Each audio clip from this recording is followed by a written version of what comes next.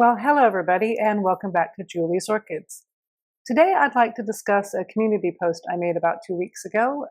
It was in regards to a new orchid that they have found, a new orchid species, and it's actually a really cute little thing. So do stick around and we'll discuss what we can.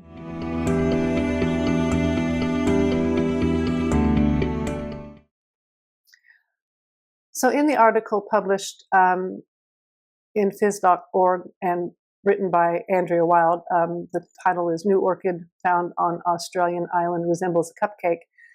They figured out that this orchid belongs to the genus Adelopetalum. Now that was the genus that was first described in 1887, and it is found on mainland Australia. But they found this cupcake-shaped orchid on Norfolk Island, which is in the middle of the ocean, several hundred kilometers away from basically Brisbane, which is really far from me over here in Western Australia. But the article kind of doesn't talk much about the orchid itself, but it really talks about how you figure out that you have a new species of plant or not, and the scientific process behind that. And they talk about things like forming a team. Obviously, you have to find it, and then you do all the sorts of research on it. But from what I can tell, it seems like the researchers have done their due diligence and have discovered a new species of Adelopetalum. Now, as I mentioned, Adelopetalum argyrippus was the first one that was described, and it was found on Norfolk Island in 1833.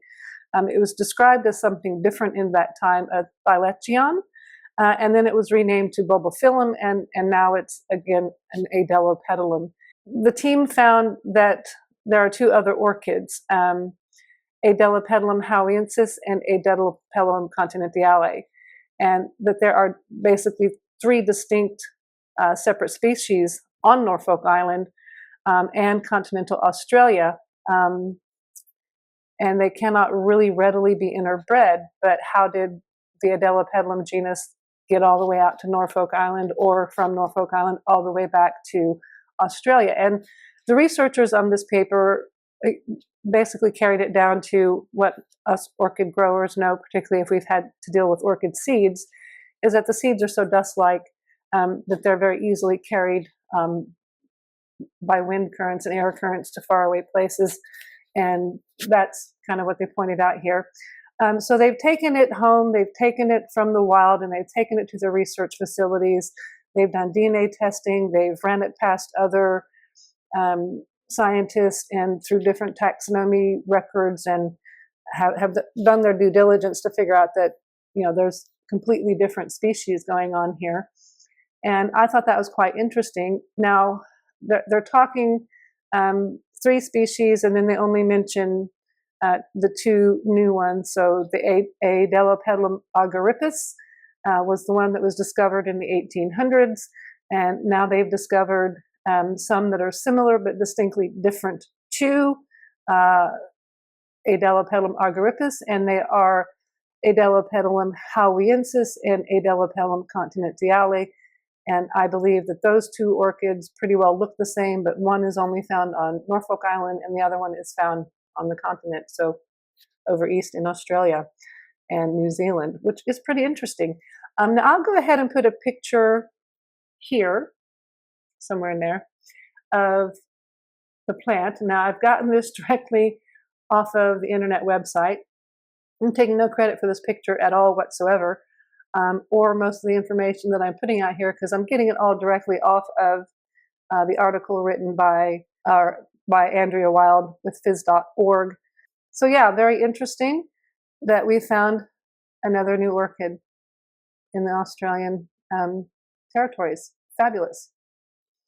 Okay, well, that's some pretty good news, new orchids. Are we ever going to get them available for us in the hobby to get growing? Who knows?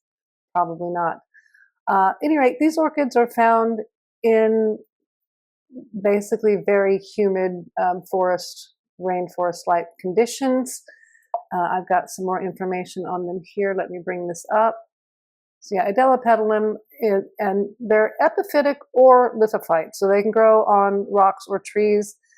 According to orchids.org, they grow in humid forests, and some tropical species can flower throughout the year. Small, thin, creeping branches, rhizome. They're very small, miniature orchids. The pseudobulbs tend to be widely spaced, and they have a small flat leaf arising from the apex of the pseudobulb. And our particular pseudobulbs on the new plants that they found look like cupcakes, which, how sweet is that? Australia can really put out some really interesting looking orchids, particularly some of the Western Australian terrestrial orchids. I received a phone call over the weekend from one of my local growers. Now, he doesn't want his face or name or anything put on the internet, and I'm going to keep that for him.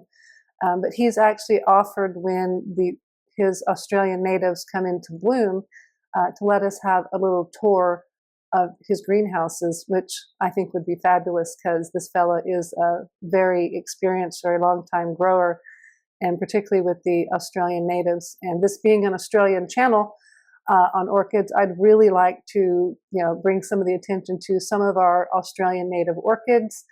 I've tried to get out there and show some of the Western Australian native orchids. It's a bit more difficult for me to do that now after my spinal fracture.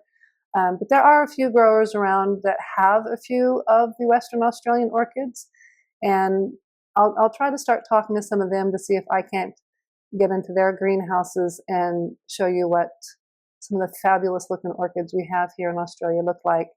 So fabulous. Researchers have found new orchid in Australian territory of Norfolk Island. You guys, if you like the video, please give me a thumbs up. A subscribe would be great.